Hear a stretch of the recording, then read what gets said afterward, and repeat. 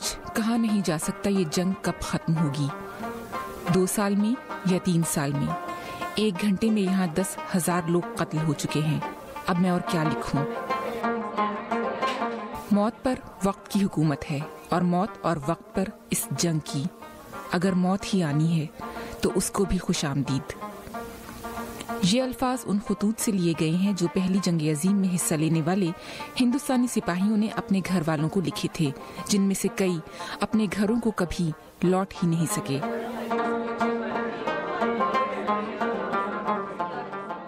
जिस एरिया से मैं बिलोंग करती थी वहाँ से इंस्पिरेशन और उससे मेरी एक अटैचमेंट भी थी और मिलिट्री बैकग्राउंड भी था।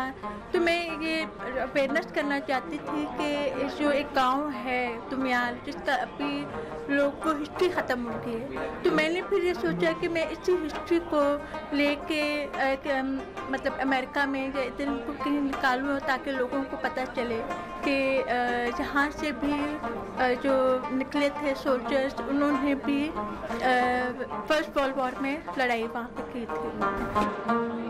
इस तरह के एग्जीबिशंस के जरिए न सिर्फ बरसगीर से ताल्लुक़ रखने वालों को अपनी तारीख से आगाही मिलती है, क्योंकि इसका इनेकाद अमेरिका में हुआ है। इससे अमरीकियों को भी हमारी कुर्बानियों के बारे में पता चलता है।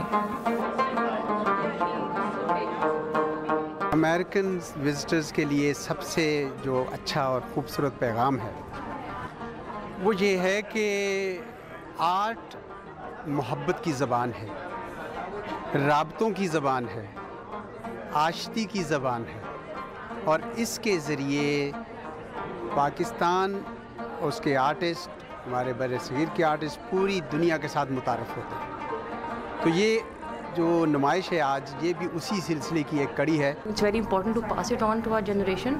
First learn it ourselves and then pass it on. So I would encourage people to come and see this. पहली जंग अजीम में हिंदुस्तान की मुख्तलिफ रियासतों जैसे कि पंजाब, उत्तर प्रदेश, महाराष्ट्र, तमिलनाडु और बिहार वगैरह से 10 लाख से जायद मुसलमान, सिख और हिंदुओं सभी ने मिलकर जात और मजहब के फर्क को भुलाकर बरतानवी अफवाज का साथ दिया। उनकी खिदमत के सिले में बरतानवी हुकूमत ने उन हिंदुस्तानी और दुनिया के दूसरे हिस्सों के फौजियों के लिए इमिग्रेशन के रास्ते खोले थे, क्योंकि उन्हें सिपाहियों की जरूरत थी।